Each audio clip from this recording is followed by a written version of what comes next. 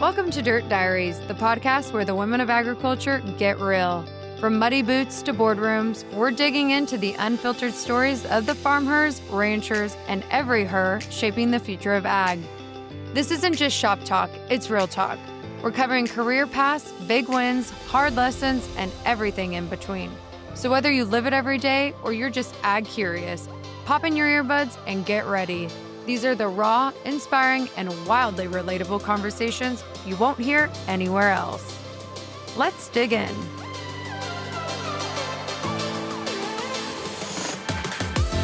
Hey everyone, welcome back to Dirt Diaries. Today's episode is one that really speaks to the heart of what this show is all about. Authentic storytelling, community, and the women who make rural life so rich and inspiring.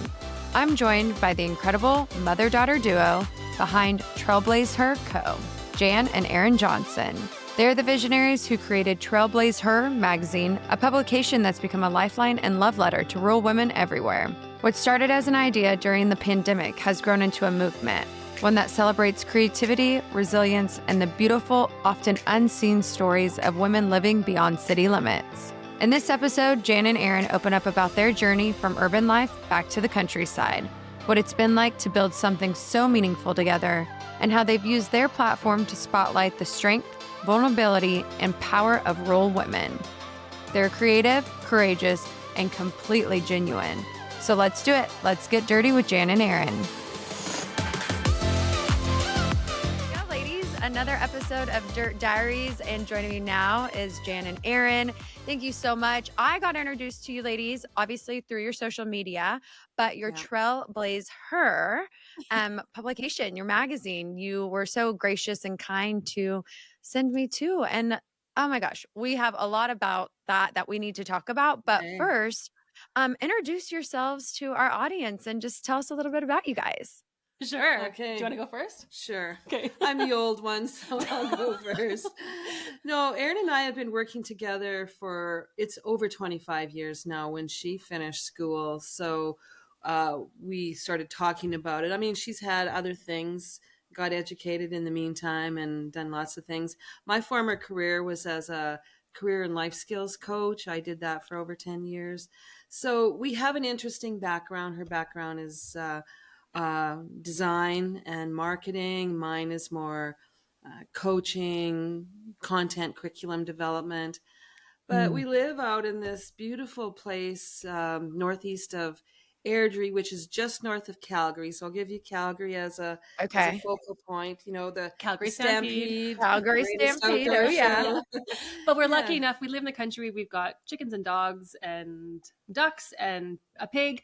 And we live on the Alberta prairies. And out the front door, we can see the Rocky Mountains. So we're a mother-daughter. We live together with my hubby and my son and all the animals. And we're just living the full, rich life that rural allows us. So, yeah.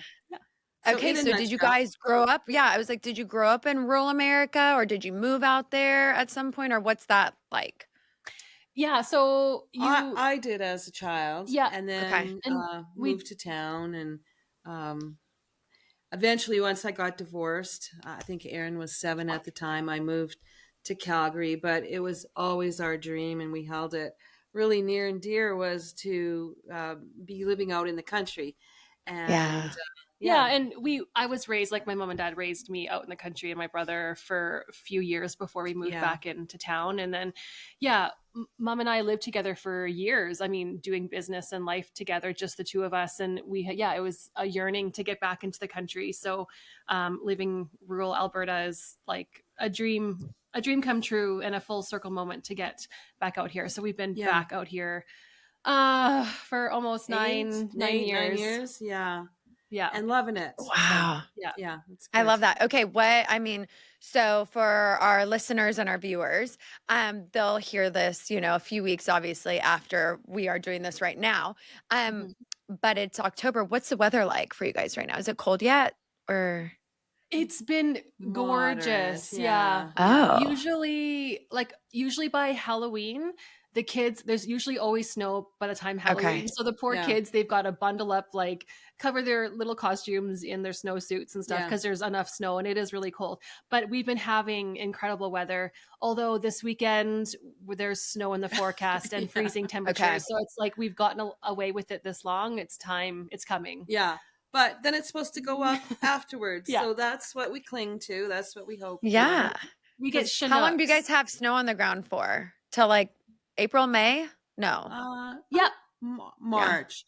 I'd say March. If we're done with it by the end of March, we're feeling pretty good. So if it comes near the middle or end of October, you count that out. That's a lot of months of winter. And cold winter. Yeah. And we could just do without that, really. Yeah. You guys are just built different. You're tougher. I'm sorry. It's just so we aren't cold. built different. We just have to do it. So we have no choice. You're like, we just do it. You're right. That's right. No choice. So you just deal with it. Okay. Now give us insight to how TrailblazHER came about and, you know, what the whole process was like. Were you guys just sitting, you know, one day at the breakfast table and like, let's do this? Or what does that look like? Yeah. So as Mom mentioned, and I think it's like over 26 years because every year we say, okay, we've been working together for over 25, but time has passed. Yeah. So we have worked together in so many capacities since I was right out of high school. We've, you know, worked with women entrepreneurs with their marketing and branding. We've taught workshops. We've just done everything. And in 2011. Okay. Yeah. Okay. So we were looking for a pivot in our business. We had been doing marketing plans and all kinds of coaching with women clients. And we have this little process we call the Create Book process. It's an idea development. We've used it. We've got a basket full of books. But anyways, in that book, we had written down, we would love to start a premium high quality magazine.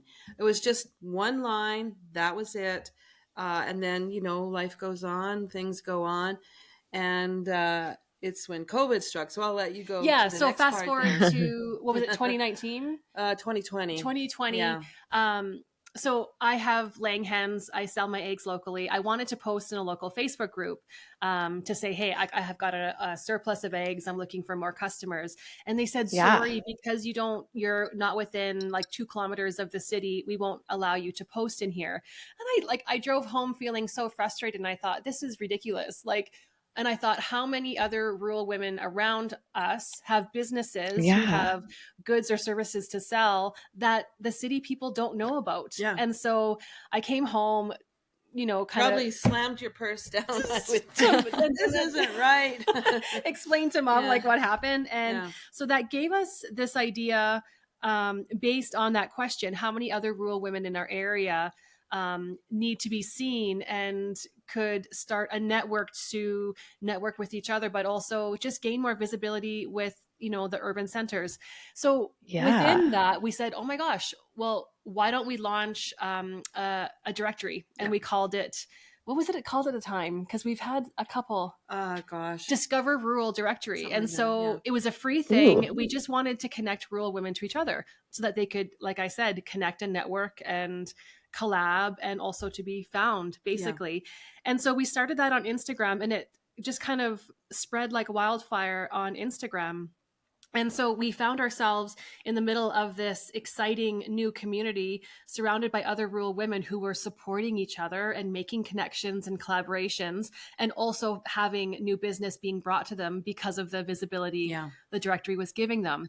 So we did that for, I don't know, 5 or 6 months. And we looked at each other, and I kind of still get goosebumps because at that moment we said, it's been a long held dream, secret dream of both of ours, to launch this print publication. And we looked at each other and we said, maybe now is the time. Yeah. And we were smack dab in the middle of COVID then too. Yeah. So maybe, you know, what life was like, it was like be at home kind of thing. Right. Yeah. So, and we just felt that, like this community, this synergy that was building, this is the time to launch Trailblazer. So we launched on a bootstrap budget. We had to pre-sell our first print run.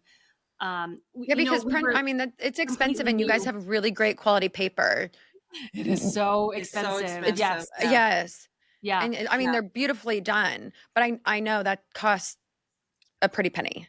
It's Yes, a pretty penny. Yeah. it does. We look back and it's like it was just the two of us. And our first issue came together, honestly, within 2 to 3 months.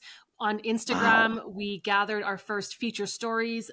We were interviewing. Mom wrote like 8 feature articles, Yeah. photographers, gosh. everything just fell into place. And Yeah. it was just like, looking back now, it's like, wow, we had horseshoes up because the way it came Yeah, together, totally. that was incredible. Yeah. So that first issue was a confirmation to us that yes, storytelling of this nature, like the authentic, genuine, Mhm. and showing also the diversity of what rural women are doing across North America. It's absolutely incredible that women everywhere, even in urban centers, need to know what they're doing because it's so inspiring. Yeah.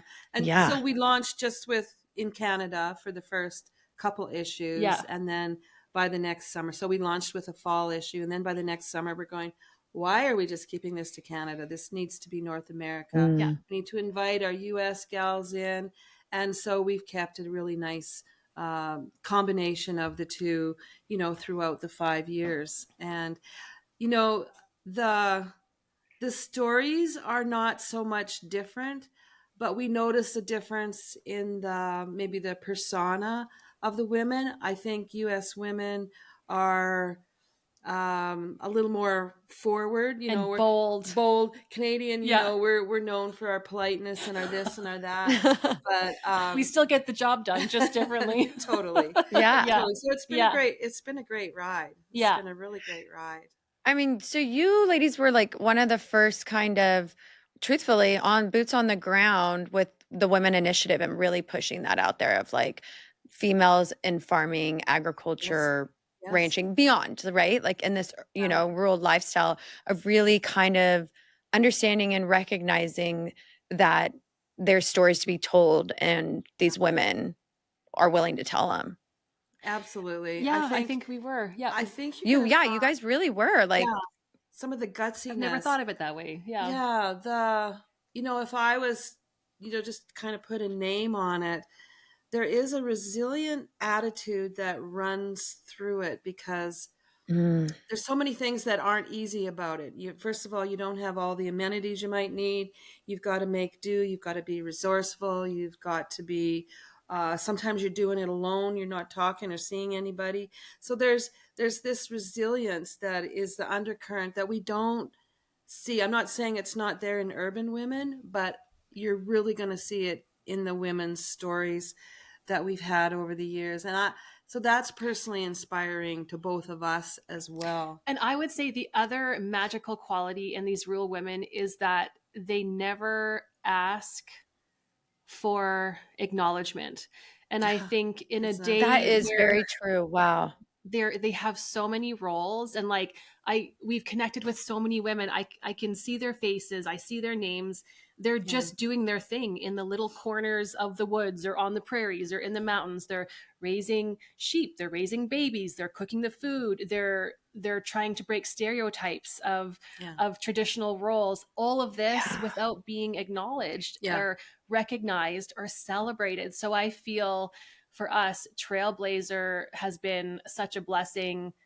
And that has been the gift to us to know that we have been a part of acknowledging women in this way, because every rural woman out there has a story and it deserves to be shared and told and told. Yeah. Yeah. Yeah. Put a period. I love that so much. Yeah. I mean, and it's so true. And it's so interesting. I want to touch on the fact that you said, they don't feel like they need to be recognized or they're not looking for accolades from this, right? And most times, like I know I run into this with, different women when we're doing the show and stuff. They're like, oh, you don't need to feature me. Like, I'm not that exciting. This is just this is my life. This is what I do. And it's like, oh no, you're exactly who we need to sit down and talk with. Yes. And I'm sure you guys run into that all the time.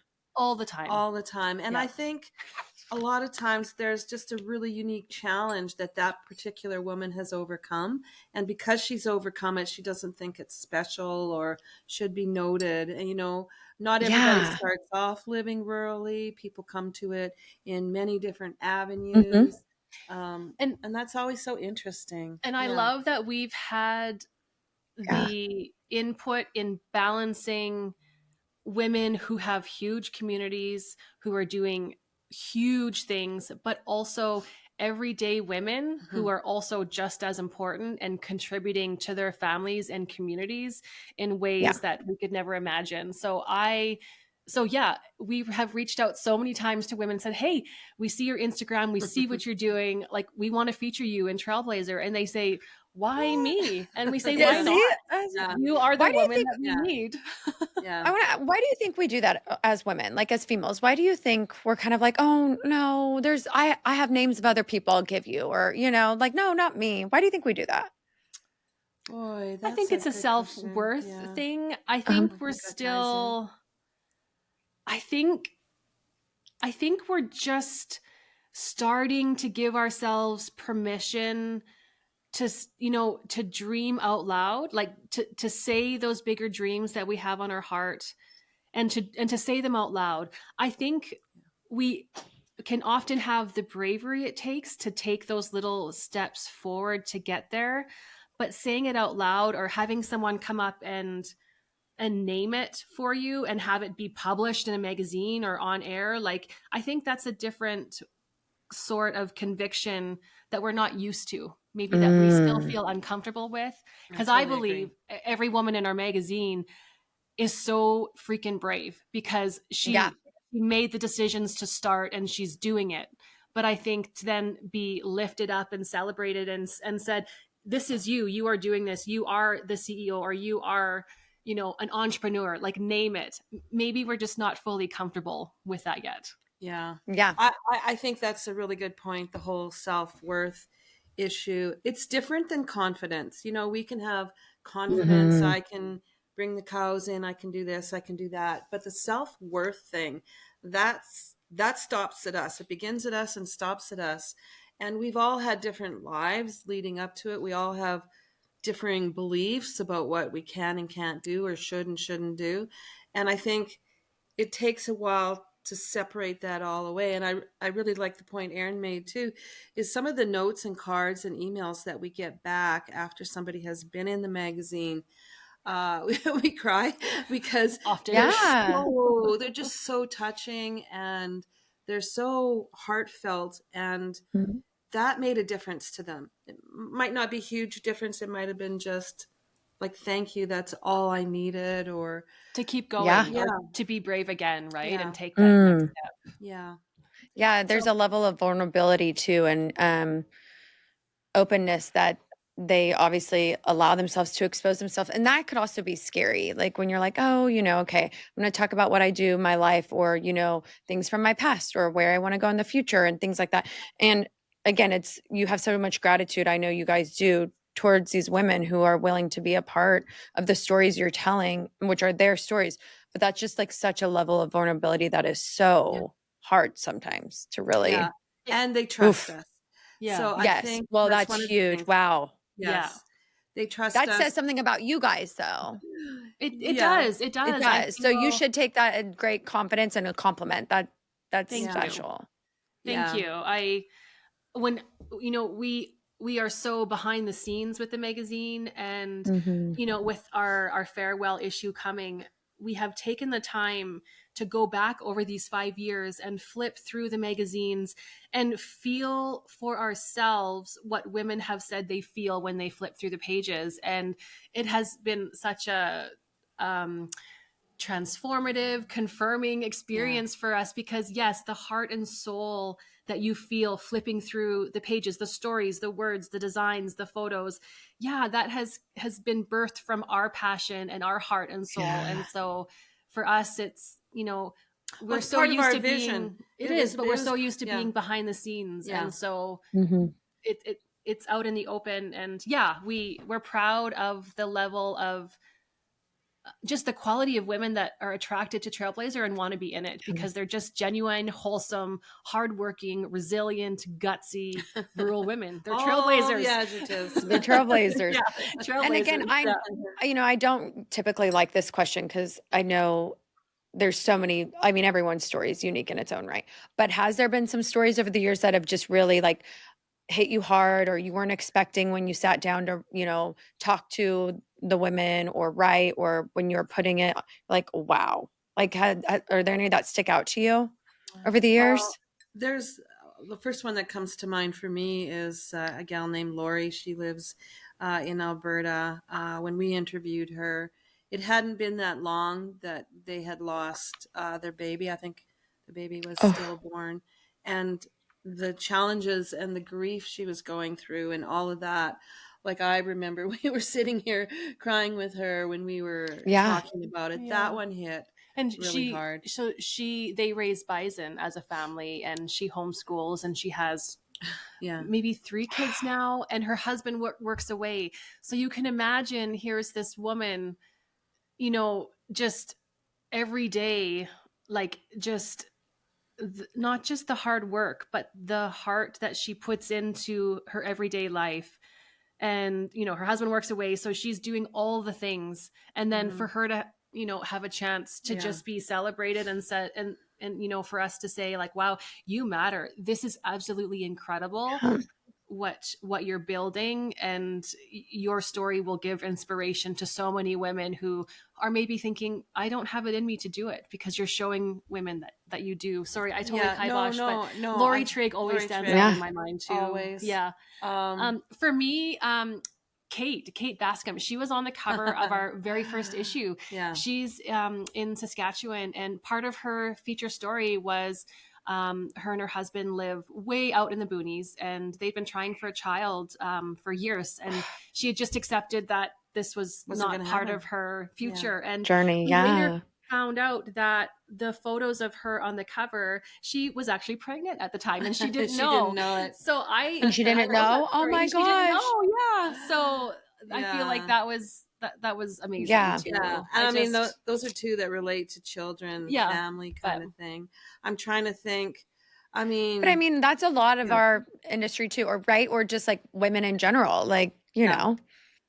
Yeah. I mean, building families if they're able to. And if they're not able to, then there's those stories. Like, you know, it's just again, women are. I always say women are wild, but they're not. Like, they're like the most fascinating and fearless individuals. I totally they can agree. do it all, right? Totally agree. The name Trailblazer. How did did it just pop up? You guys were like, "This is it." Did we brainstorm? What did we do? A few years earlier, we had created a course called "Go Claim It Trailblazer," spelled the way that Trailblazer is spelled. And then when we were looking at the magazine, we were going to call it The New Pioneers, actually. And we've never told anyone that. Yeah.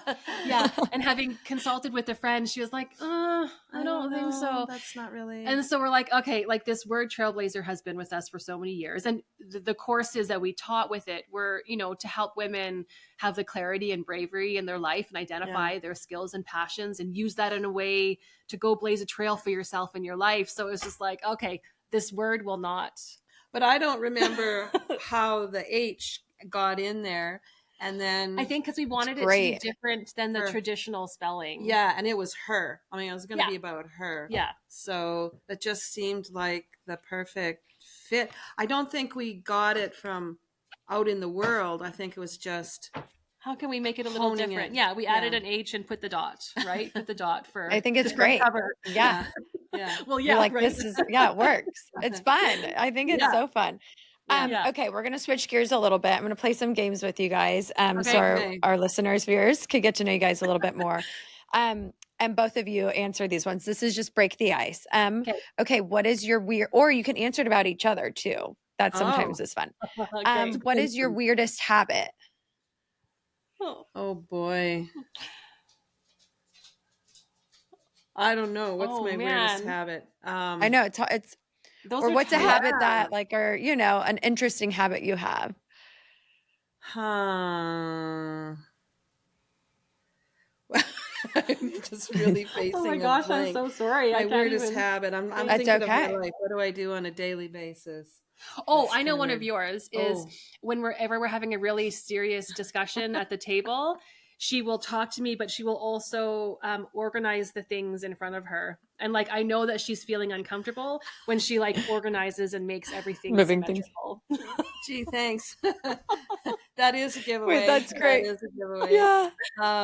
Yeah. And I think for you, Erin always says that she has to couch things in softness when she wants to bring something tough up. So I'm sticking with kind of the same theme. And I kind of notice when her voice starts to change, when she shifts in the chair, I'm thinking, oh God, here it comes. So I think that's a weird We'll thing just go with that. I think that's great. Yeah. Do you guys, what's a guilty pleasure? Oh, Mm.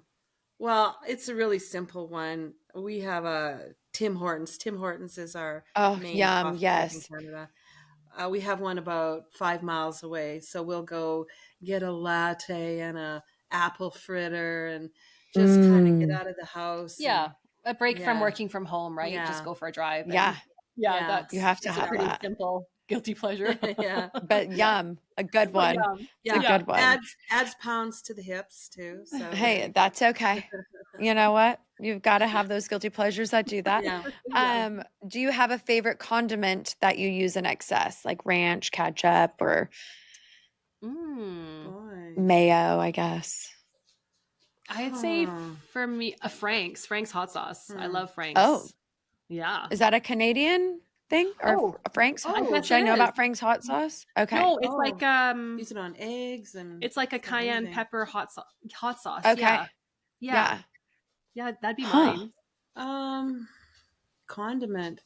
Well, I'm not a Jam. ketchup user. Jam and butter. Yeah. Oh, jam and butter. Yeah, jam and butter. Love a piece of toast. Hot. Yum. Butter melts. Pile the jam on. Yum. You're like, that's the best. Yeah. That is Yum. the best. What's something you wish you were better at? Okay. Giving myself the grace and time to celebrate my own achievements before rushing on to the next. I think I have grown so much as a woman personally and professionally through the journey of this magazine. It has been so rushed, being quarterly. The output has been incredibly hard.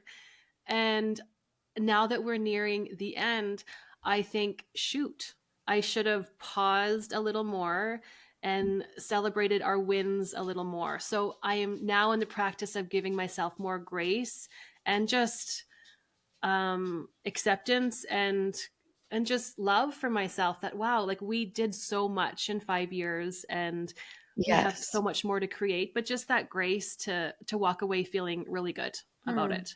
Nice. For Yeah. me, I'd say, because I got a few more years on Erin. I got like 23 more years. So these last 5 years are part of a much bigger work history, 45, 47 years-ish. So it fits in there. But I would say that, and I'm going to touch back on the self-worth, and this is kind of vulnerable, is I think a lot of times through the years, I haven't owned my capacities, my talents, my gifts. And as we're closing off Trailblazer, Erin and I are really adamant with each other that going forward, we will. So we are coming out from behind and we have some cool things we want to share, talk about, help women with. And so my hope and being better at it is that I stay in that place that I'm good enough. I'm great. I have something to offer. So that's what I would say, because I've got a little more, work history under the belt than Erin does. So not that makes any difference, but it's a bigger span to look at. So yeah. I love that. That's powerful. That was great. Any hidden talents? Well, Erin can't tie anything with her tongue. She can't even. Oh, you can't do the cherries? Oh, no, I can. Oh, yeah, I can do a cherry. Oh, you can do that? Yeah. Oh, I thought. Thanks, though, for throwing me under the bus. I thought you. She's like, I could do it. I promise you. Hidden talents. Oh. I don't know. I'm like, I think I'm really good in the kitchen. I like I'm a that. really good cook. That's a talent. Oh, yeah. that is, that's definitely a talent. Yeah. And I would say for me too, just painting and I've just been so creative and artistic my whole life. And, graphic design has been one outlet, but I'm just really good at decorating spaces and transforming pieces. And when I lived on my own, I had a little bungalow house, and in one weekend I would see one swatch of wallpaper, it would inspire me, and I would repaint my whole house, repaint furniture. Like in one weekend, it would, like, time stood still. So that's definitely a hidden talent, just like that. Wow. Decorating and yes. repurposing the space. Yeah. Oh my gosh. Yeah. That's amazing. Like, again, you're like a, you know, Canadian Joanna Gaines. Yeah. Like doing, you know, oh my gosh. What's your favorite part of the day and then your least favorite part of the day? Well, you can go. I'm a morning person. We've had such beautiful weather that the sun comes in and it shines through the dining room where we're sitting with coffee, and I just feel glorious in that. Least favorite part of the day, I think right after lunch, because you know, you kind of feel like, oh, I need a nap. Yeah.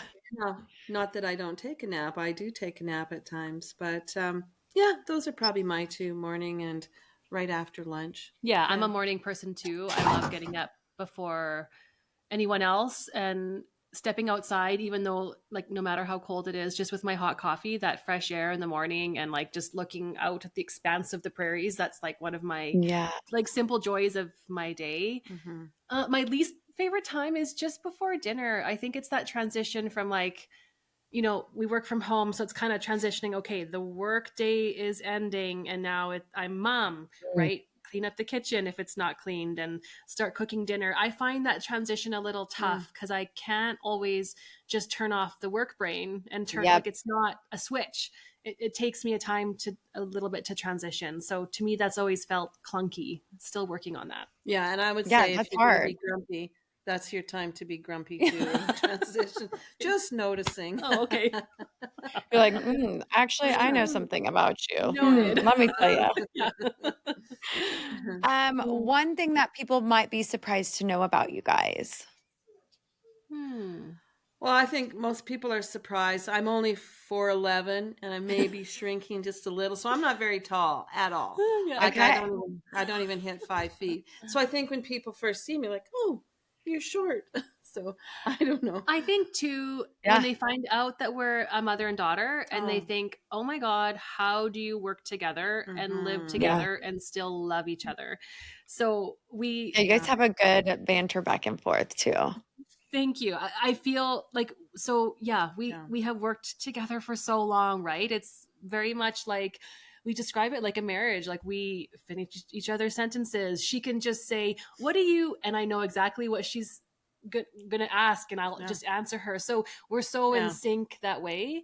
And we've had to really work at our relationship in communication, especially knowing when we're business partners and then when we're mother and daughter. And the mother and daughter aspect is something that, with Trailblazer coming to a close, we're going to have more time and space to just, I think, be mother and daughter, because we are so highly ambitious and passionate that our go-to is relating to each other in business and like, what can we create? Like, that is just, that is it. It's our zone of genius together.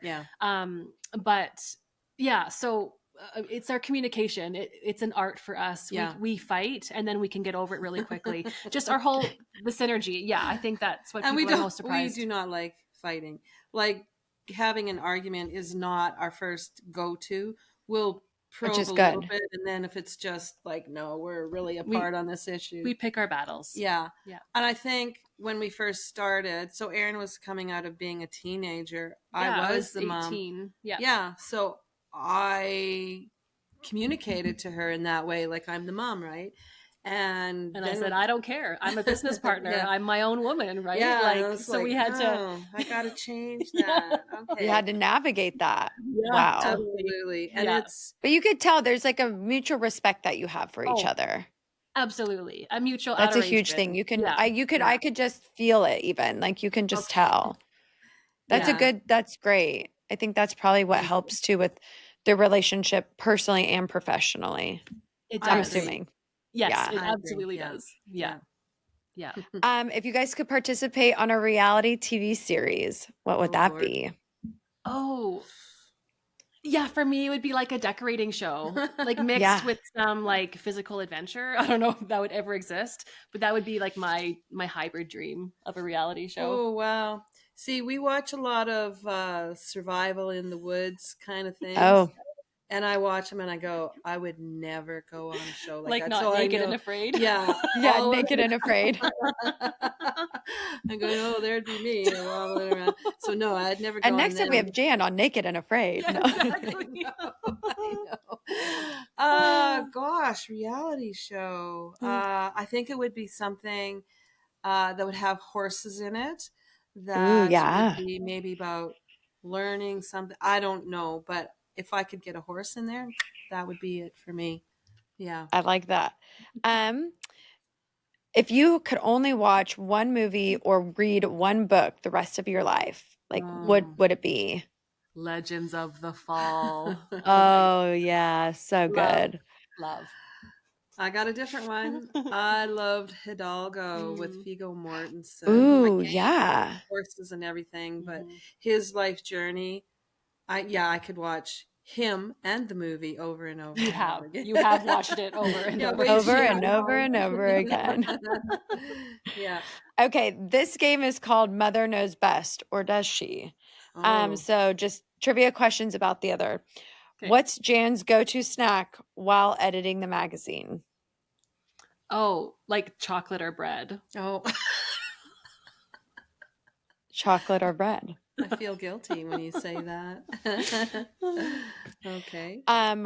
What's one of the quirkiest things, it said weirdest, but quirkiest things Erin does when you guys are in the middle of editing the magazine or, compiling the magazine when it's almost finished? Is there something like a routine she has or something quirky she does every time?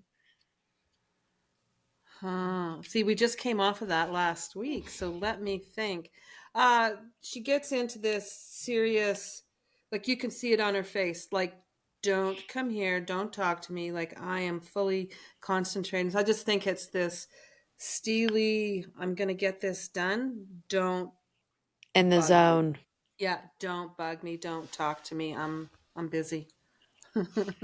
Who's more likely to be late to a Zoom call? No, Oh, you. I think your you. time management skills aren't as great as you think they are. So many times you're like, oh my God, it starts in 2 minutes. And I'm like, yeah, it does.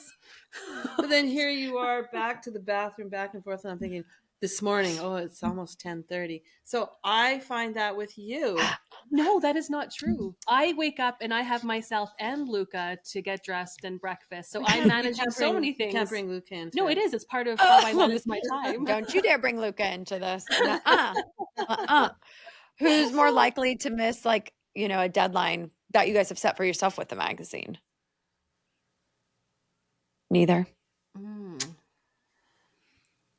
I would say neither. Honestly, deadlines are pretty hard and fast. Like we have to be. Yeah.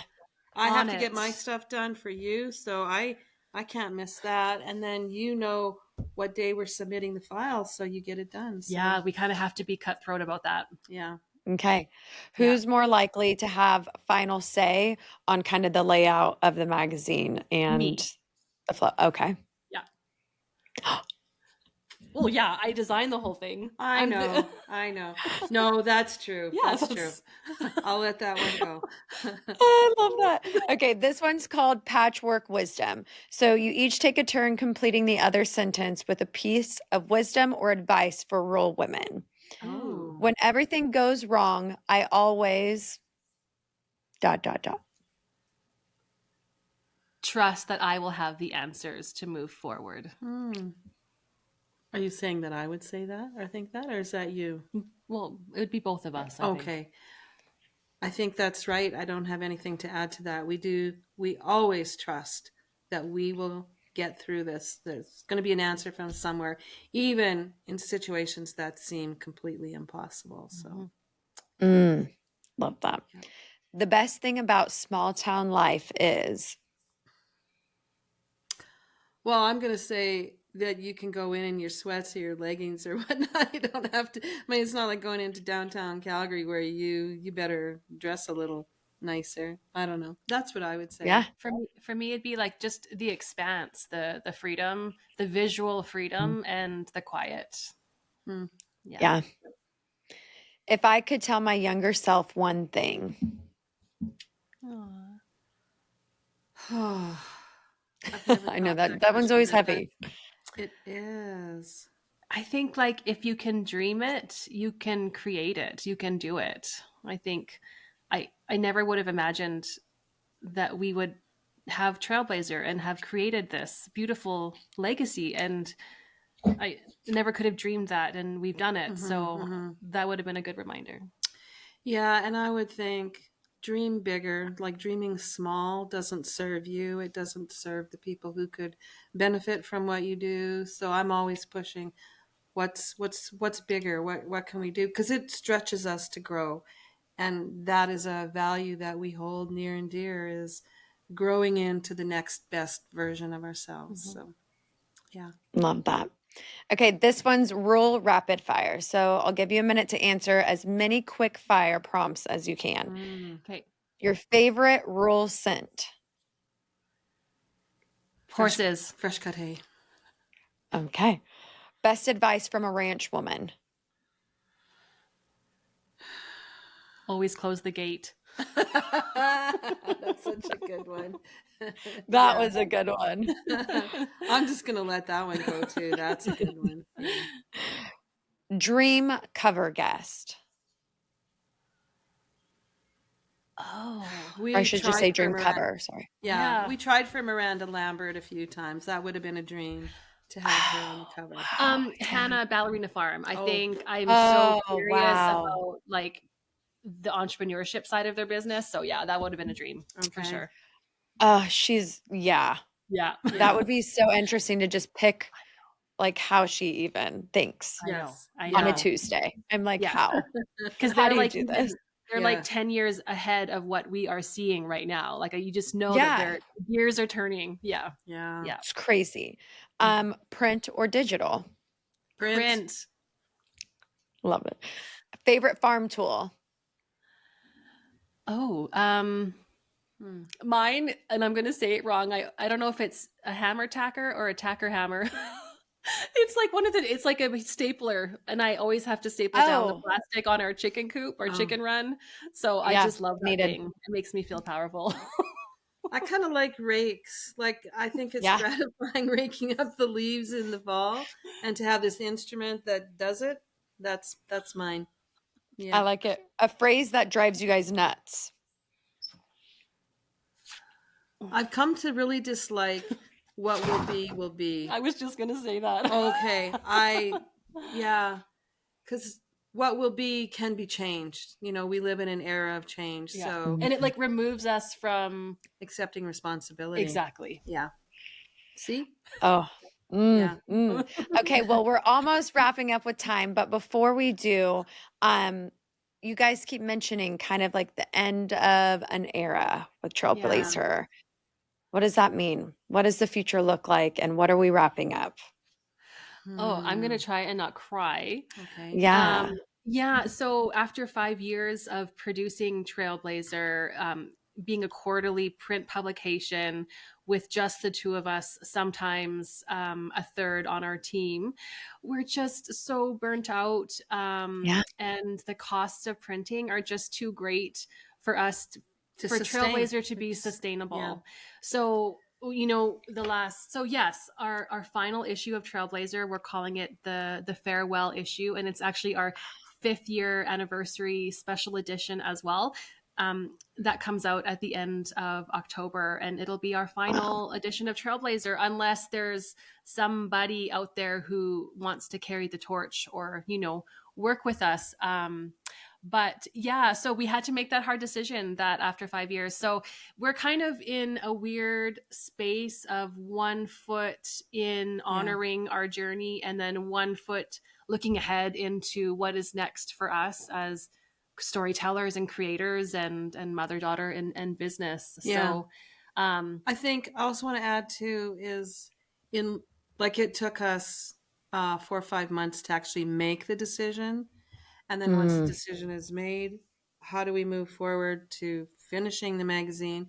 It's kind of bittersweet. This last one has felt amazing, and I love the content that we're coming out with. But I think, really think it's time for Erin and I to step forward and share some of the wisdom we have gained, some of the things we've overcome, and help women work alongside of us to see that really anything is possible, and that be brave and you can do it. You know, I think the spirit of Trailblazer is never going to end because it just feels so deeply ingrained in us. Yeah. But I think the next evolution will be really powerful too. So we're excited, we're sad, we're all these different things, and we're just being okay with it. And I think we realized too, like how much of our identity was tied into TrailblazHER and the magazine. And that's kind of been a lesson in healing and like remembering who we were before TrailblazHER, right? And maybe that's a normal thing to do when you're so passionate about something that you give it your all, literally. And so now we're having to be like, wow, maybe we just have to remember who we are again without this entity, because we're going to go on to create other things. So it's a beautiful time. Oh, and we featured ourselves in our last issue. Yeah, and we're on the cover. I don't know if you put ourselves on the cover. Yeah, because I love that. We are the Trailblazers who created this. Absolutely. Yeah. So it's been like deeply transformative and healing for us to be on the other end, answering these questions, interview questions that we have read, that, you know, hundreds of through the 5 years, but for ourselves. And I when I was answering my own questions before our file went to print, I was just out there on our picnic table just bawling, because I'm like, wow, this is what it feels like to be seen and acknowledged the way that all these women have all these years. And what a gift to give it to ourselves as we're, you know, as this journey is coming to a close. So yeah. I love that. That's it. How impactful, how profound. I mean, again, thank you so much for all you guys have done for our industry. I'm so glad that I was turned on to you guys. I mean, I was a little late to the game. I'm not the best at social media, but it's just been so rewarding to kind of now catch up and see the journey you guys have been on. And I really am so appreciative that you've come on to talk with me today. You guys made the time, and I just really, really do appreciate it, because again, you've just said so many profound and impactful things, and you have no idea how touching it is for women, but even men, when they listen or watch this, to hear, you know, people like yourselves and how the willingness to just share, really, it hits a different spot.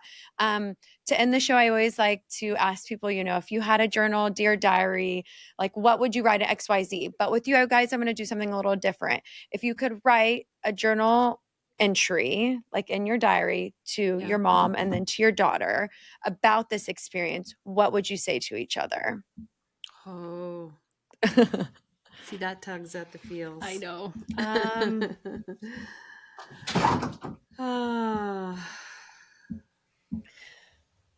I'll start. I'm just going to kind of blabber. I don't even know where it's coming from, but I would say to you that it has been the most profound and gratifying, satisfying, fulfilling journey. I know we've impacted women's lives, but the impact that we've had on each other, I don't know how we would have arrived at that in any way, because we were so intricately tied through this. So I just want to say thank you for that, because that's really cool. Yeah, that's really cool. Thank you. I know you guys are gonna make me cry.